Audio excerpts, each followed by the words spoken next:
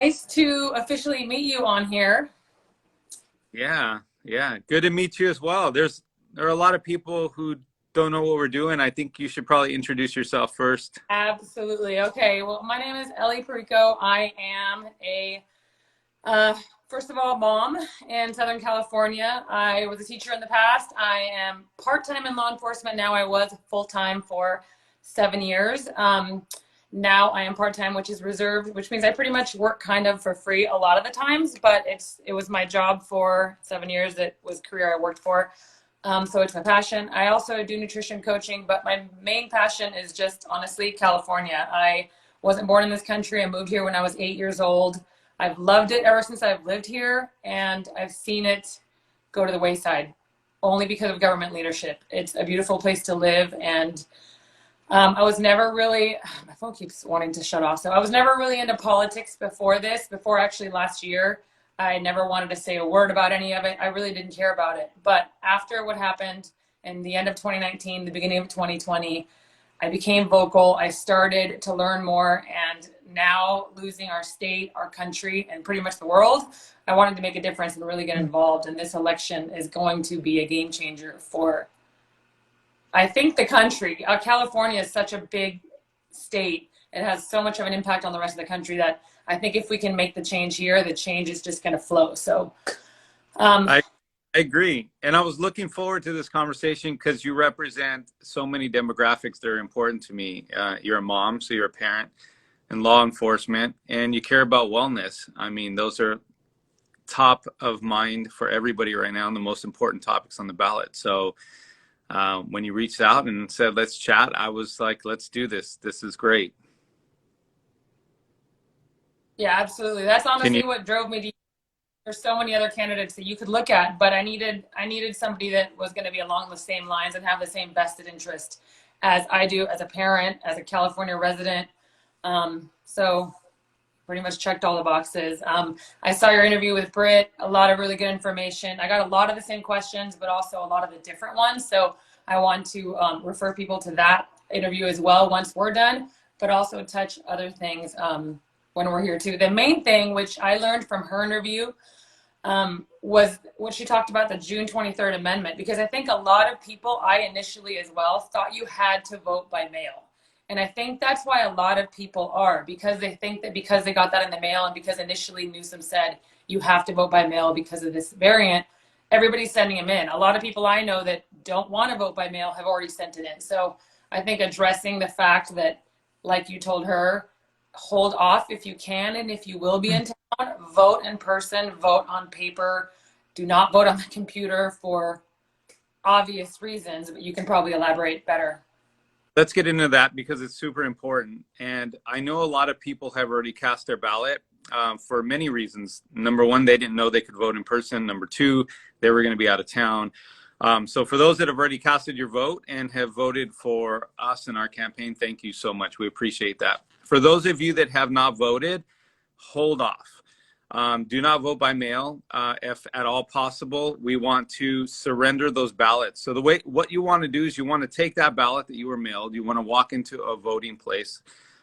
You want to surrender that ballot. And when you surrender the ballot, you're not just turning it in, but you want to make sure that it's destroyed.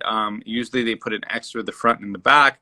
That way it cannot be reused. So you want to surrender it, but you want to also make sure it's destroyed. Then you want to ask for a paper ballot. A lot of times they'll give you two options, either vote on the computer there in person or vote on a paper ballot. You want a paper ballot. You don't want to use the machines. If your voting location says they ran out of paper ballots and they're requesting that you go and vote on a machine or a computer, go to another voting location. It's that simple. You need to vote on paper and need to vote in person. We're not going to be able to fully ensure that we have election integrity till someone gets into office and actually conducts an audit that's transparent and public. But until then, there are things that we can do to increase the likelihood that your vote will count, and that is one of them. Exactly. Okay, that's what I wanted to get across, because when she brought that up, I thought that was critical. A lot of people have lost faith in elections after last year. I being one of them, if we keep having to do mail-in ballots. So voting in person is critical. I don't want to lose this election because of that. And the main point, like you said before, is getting him out, getting a great in, but getting him out. And what you said what you brought up about the San Diego ballots, just marking them illegible, and how many they marked illegible there. I can't imagine how much it's happened all over. So, good Somebody point. missed you. The way that it works when you vote via mail is anytime your ballot gets put into an envelope, somebody has to open that envelope. They have to look at it, and so by law, they're allowed to open your ballot or open your envelope, look at your ballot. If they determine that your ballot is illegible for any number of reasons, they can remake your ballot on your behalf and submit that remade ballot. So during the presidential election, 600,000 ballots were remade in San Diego. Now, I don't know about you, but I find it hard to believe that 600,000 people couldn't fill out their name or color in the bubble. But 600,000 ballots were remade, those were submitted.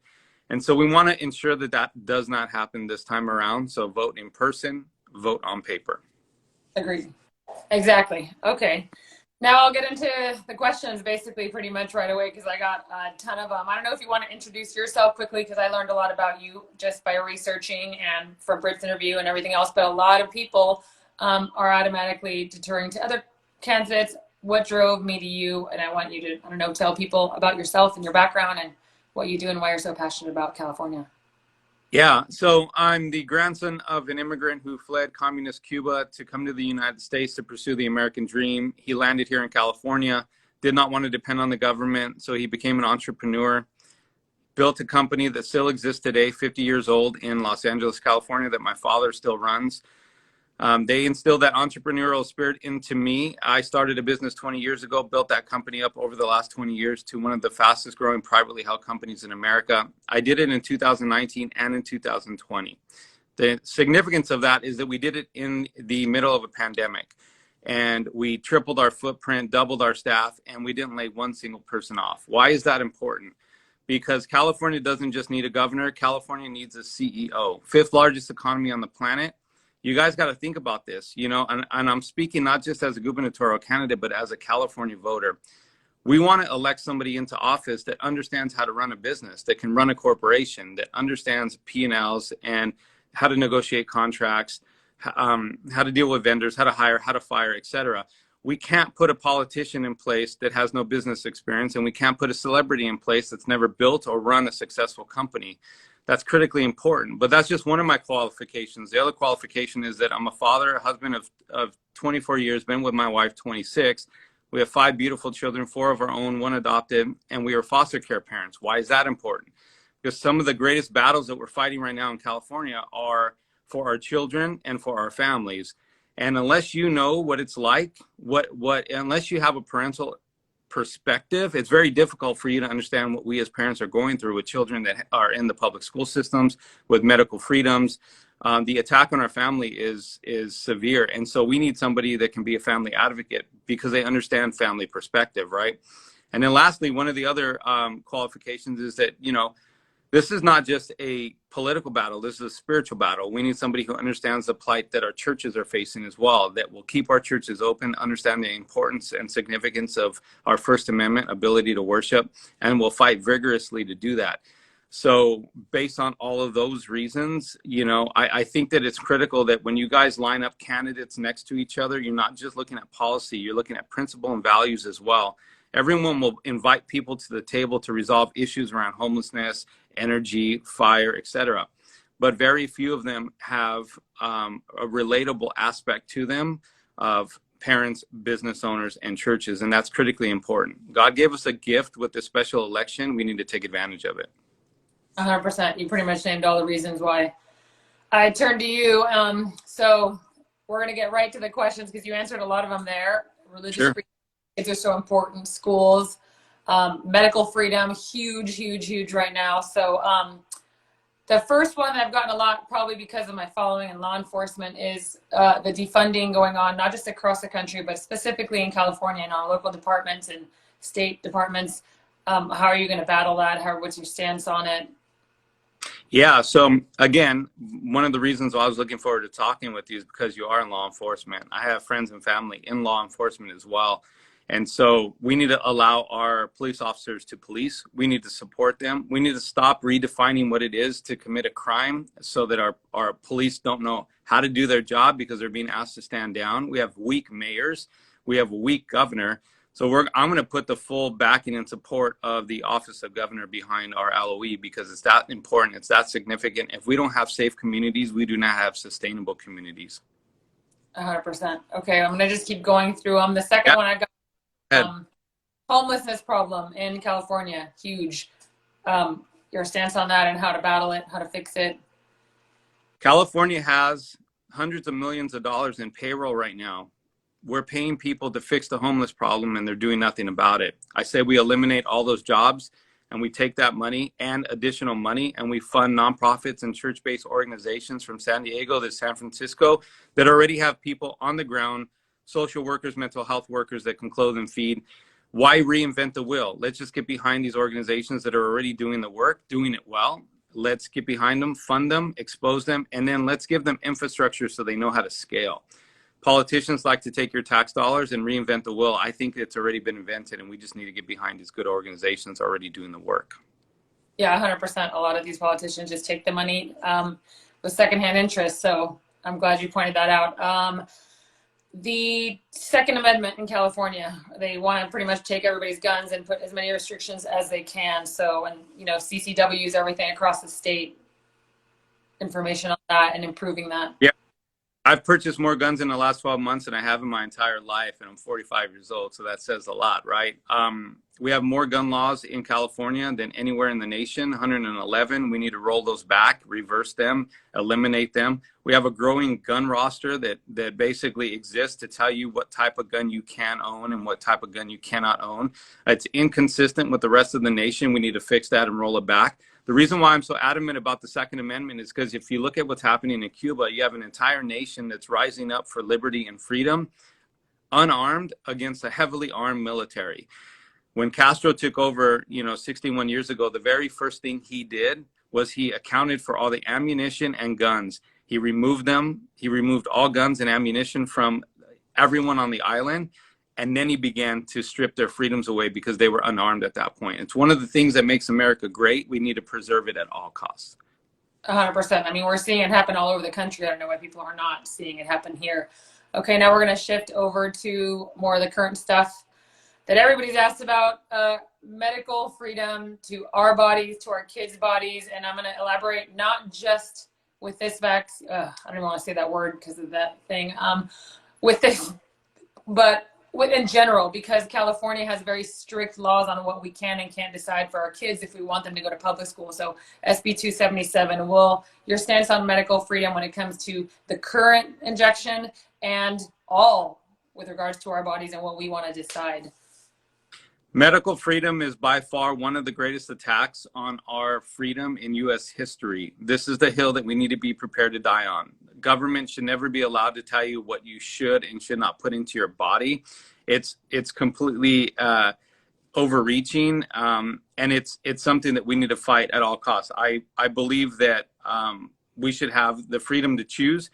Government's role in this is to educate its people, educate the people on the pros and the cons, the risk versus the reward, and you should make the decision at your dinner table for your family, and it shouldn't be made from Sacramento. So I would on day one, I would lift the state of emergency. That would take away power from local government to institute unnecessary mandates, mask mandates, vaccine mandates. We'd stop any and all conversation around vaccine passports and verification systems. We'd immediately lift the mandate on our frontline workers, healthcare workers, teachers, and students to actually get the shot. Instead, we would empower individuals to make decisions that are best for them. This right here, and more as I listen to the candidates, even on the Republican side, it's starting to scare me because even they are falling for giving power over to local government, to local school boards, to schools to make these decisions. They want to wash their hands with this topic. They want to be able to say, yeah, in general, I believe everyone should have the freedom, but ultimately we'll leave it up to the schools to decide. We'll leave it up to the local governments to decide. That's not leadership. That's not freedom. That's not liberty. I would eliminate. California would be the most free state in the nation. It would rival Florida with regards to the protection over medical freedom. And that's my biggest point, like what you said, the very last part is one of the bigger candidates. I don't want to bash or name anybody else on here, But one of the bigger candidates that a lot of people assumed I was supporting, I am not, mostly because of that. Yes, you can make a broad umbrella statement about what you support and what you want to do. But if in the end you're leaving it up to local and state governments, you're useless. And what you stand behind is pointless. Because guess what's going to happen? All the little tiny cities and governments are just going to rebuke what you say and do whatever they want. So 100%. For those of you that have questioned why I support you, this is why. Because it needs to be broad. It needs to be, yes, an umbrella across the state, but every state and local government has to do the same. Otherwise, there's no point in a governor, to be honest. Telling you that I believe you should have medical freedom, but then turning around and giving the school board the ability to impose that mandate on you and your children is a huge contradiction. It makes no sense. It's hypocritical, like it's been since the beginning of 2020, and that's exactly my point. So thank you for clarifying that. A lot of people are concerned that I have a friend that's a nurse that's been a nurse as long as I've known her. I met her in the jails when I worked the jails. She'll be fired this Friday if she doesn't get it. No option to test. She'll be fired this Friday. So some people in the questions have said, is there anything that you plan to do or think you can do for those people that will lose their jobs if they choose not to get the shot before you get elected? I've said this, it's a little aggressive, but it's true. I believe that, we should get behind some of the lawsuits that should pop up and should surface for those people that were wrongly terminated. As an employer for over 20 years, you'll be surprised how many times California, tells entrepreneurs that they can and cannot fire somebody for certain reasons. The California workers are the most protected workers in the nation. So the idea that you can fire somebody because they chose not to inject themselves with a drug that they believe to be experimental is a complete violation of their rights. And I do believe that lawsuits should surface and we would get behind them. Okay, great. And they are. And last on this for now, the SB277, do you plan on keeping that, reversing it, abolishing it? It's a law. It's a law, but we would tireless. What it is, so. Yeah, it's a law, but we would work tirelessly to reverse it. Absolutely. I mean, the idea that exemptions have been taken from us and stripped from us is completely absurd. So we would fight against both of those bills vigorously until they were reversed and abolished. Okay, I've been fighting that since I became a mom 12 years ago, so it's good to hear. I'm looking over just to look at more of my questions. Okay, and then homeschooling parents and charters have lost a lot of their rights in California, especially last year when Newsom figured out people were pulling them from schools because of this. Are there any changes coming from that, or? I mean, I believe in school choice. I believe that parents should be equipped. The reason why the school unions have so much power is because they have the funding, but you give the power back to the parents, have the money follow the kids, give you as a parent options. All of a sudden you punch school unions in where it counts, right in the wallet. And all of a sudden you limit their power. You empower parents, and then you have more options and choices. I believe that schools long-term should be corrected so we feel confident sending our kids to local schools. That's how you build communities and neighborhoods. But until that gets fixed, I believe that we should have the ability to choose where we school our kids, whether it's charter schools, private schools, or homeschooling. And that money that you pay as a hardworking taxpayer should follow your child. Exactly. Okay, I have two more questions that I was going to intercede with this, but CRT, gender issues in schools being taught, your opinion on that, because a big concern for parents here too. Yeah, they should be illegal. So I would work to make them illegal. If you think about it, you and I walking down the street, we stop a 12-year-old child, start having conversations about masturbation, sexuality, questioning. You and I would be arrested. But yet the following day, you can walk into a classroom in front of 30 kids and have that same conversation and be protected. It's completely absurd. It's backwards. I believe that not only should it be banned, it should be illegal.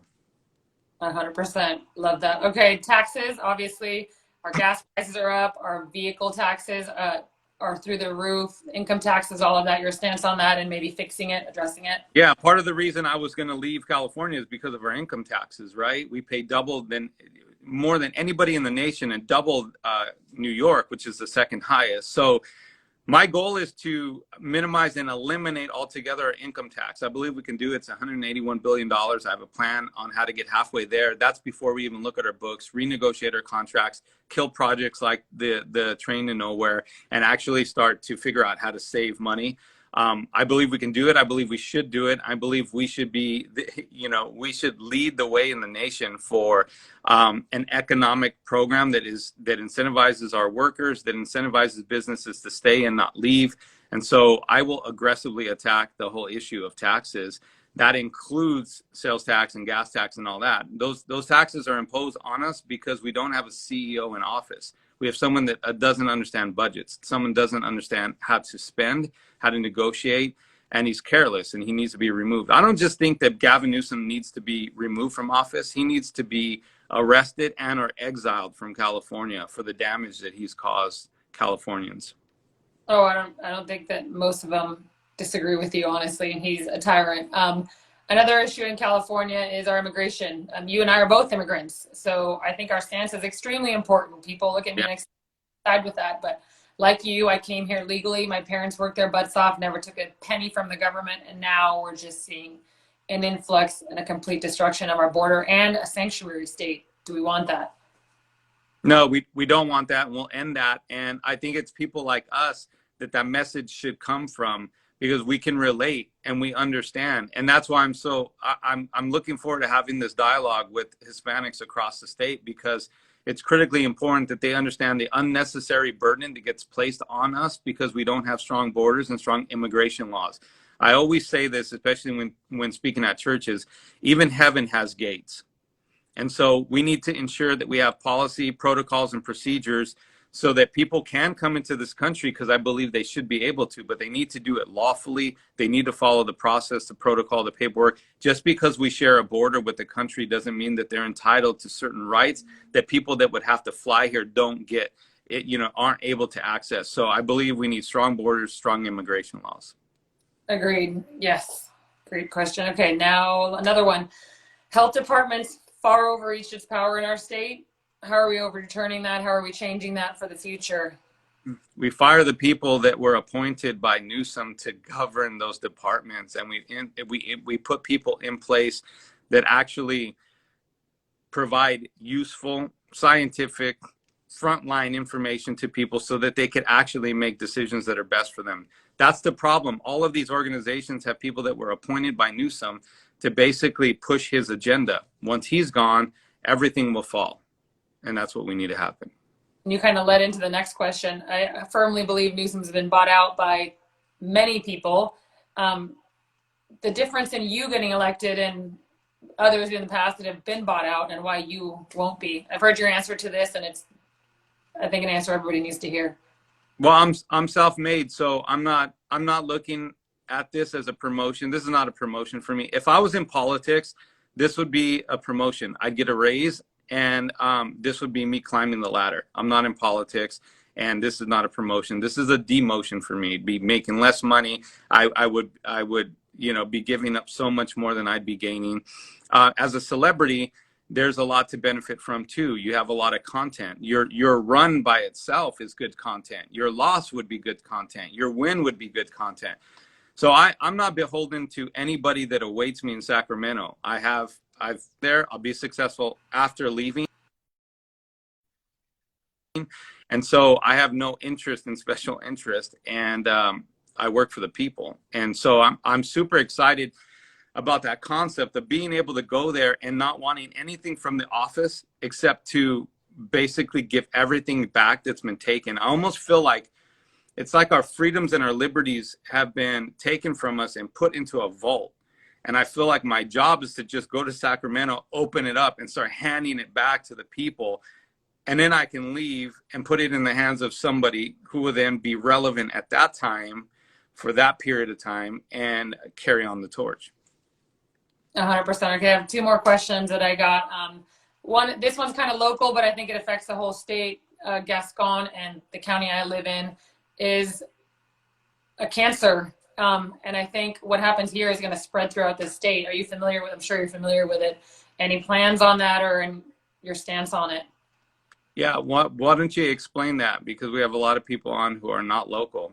Well, Gascon, he is our local deputy DA that's pretty much siding with all of the criminals and taking all of the rights from our district attorneys that want to file, that want to impose laws, that want to impose sentences and bail amounts. And he's pretty much sucking all that away from us and releasing everybody, siding 100% with criminals, taking power away from the police, away from the district attorneys, to not be able to do our job, literally make our streets as unsafe as they've ever been.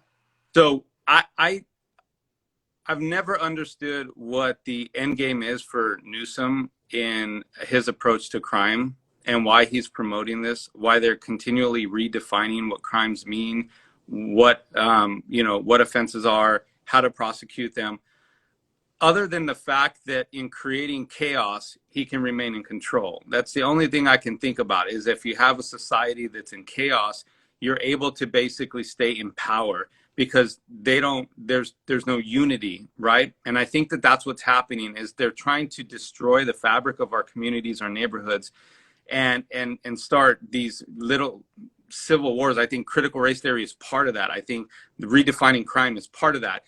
If they can pit us against each other, then we don't form an alliance together that can overthrow the government. And I think that's what they're attempting to do. So getting in there and putting pressure on weak mayors and weak district attorneys and getting them to do their job, exposing them, calling them out by name, shedding a light on this, getting back to a family first agenda that protects our communities and our neighborhoods is the way that we'll start to do this. We have to stop promoting messages of division and start uniting behind common causes. And if you think about this election, right, this isn't about left or right, independent. This is quite literally a body of people in California that have seen their churches closed, their children attacked, their businesses shut down. Those are all things we can align on. Some of my biggest advocates are people that don't share my faith, people that are far left, people that are independent, people that will never consider themselves conservative. But one thing we can all agree on is that we've been hurt, we've been bothered, and we don't have hope for our state.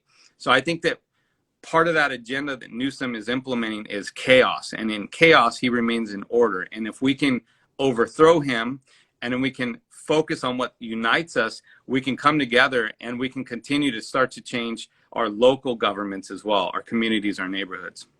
100%. I think what you said not just applies to California, it's the whole country. It's the whole pinning together. That's what's happened in the country, and that's specifically what Newsom is doing here.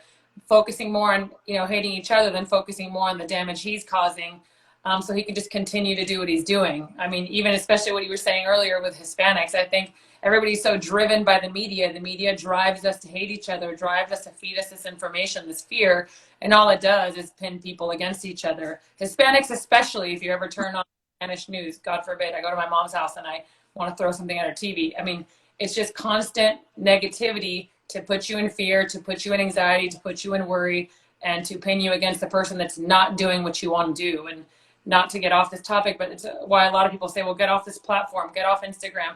A lot of people said, why don't you host this interview on Telegram?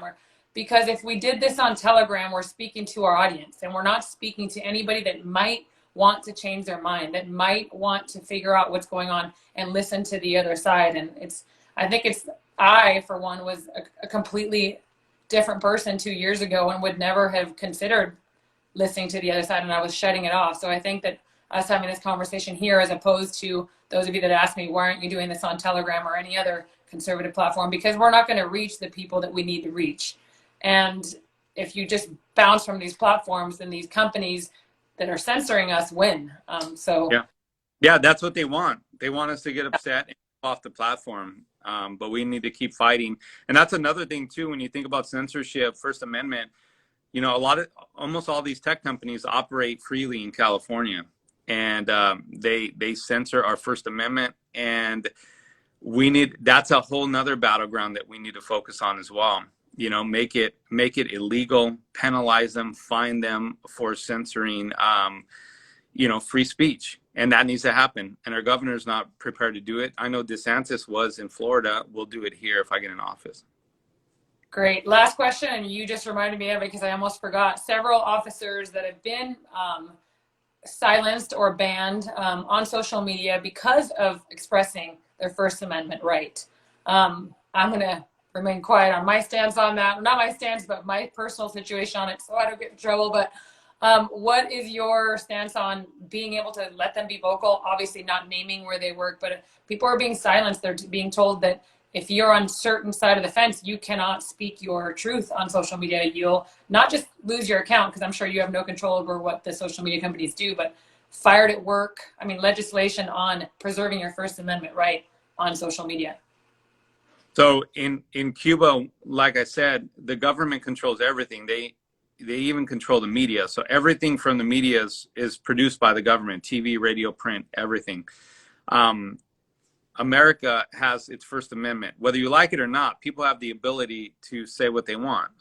We get comments all the time that are negative, and we look at it and say, well, this is a beautiful thing in America where you can voice that type of opinion and have those differences. The idea that anyone should be silenced because the owner of that platform disagrees with what your views are is completely un-American. So we need to fight for our First Amendment as aggressively as we need to fight for our Second Amendment, because they're intertwined.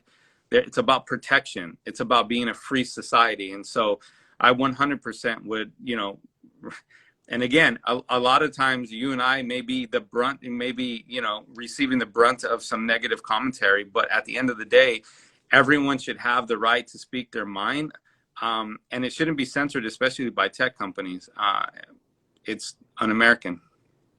100%. One more question that I just got down here that I haven't really looked at, and then we're done. Then we can let you go. Do you believe that the 2020 election was fair, that he was elected fairly? Yeah, I don't believe it was fair. I believe in everything that I've seen, things that I've studied, Election Integrity Project, California, some of the lawsuits that are being filed. It's clear. To what extent, nobody knows. That's the thing we can't say. To what extent, we don't know. But there was foul play. The election was not fair, and we need to perform audits across the nation, transparent, third-party, public audits of our voting system. Our votes need to matter, not just who we're voting for, but it doesn't matter who we're voting for if our votes don't ever count. So we have election integrity issues in California and across the nation that need to be addressed, period. Exactly. All right. Well, I don't have anything else. I've been trying to watch the questions down here and keep track of them, but you answered every single one of mine. And I think every question that people sent me, if anybody sends me more, I will ask you and then reply myself. And I'm sure you'll reply as well on yours. But definitely want to stay connected and continue this conversation so that come September 14th, we succeed in this plan. I will save this. I will post it. Please, you save it as well. And I'll try, because I don't trust social media. I know sometimes these lives get deleted, and I really think that this information is things that people need to see. So many on the fence right now, so many candidates.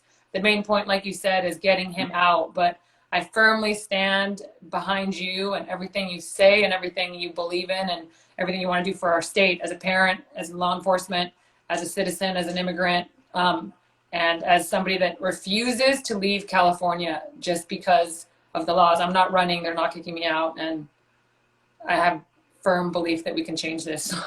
So well, let's lock arms and fight for California together. Thank you for your time, for your service, for being a mom, for being, an immigrant that people could inspire to be like, or be inspired to be like. I mean, our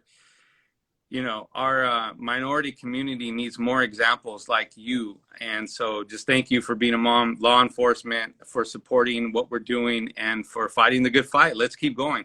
Thank you. Absolutely. Well, have a great rest of your day, week, and we will post this as soon as we can. You too. All right.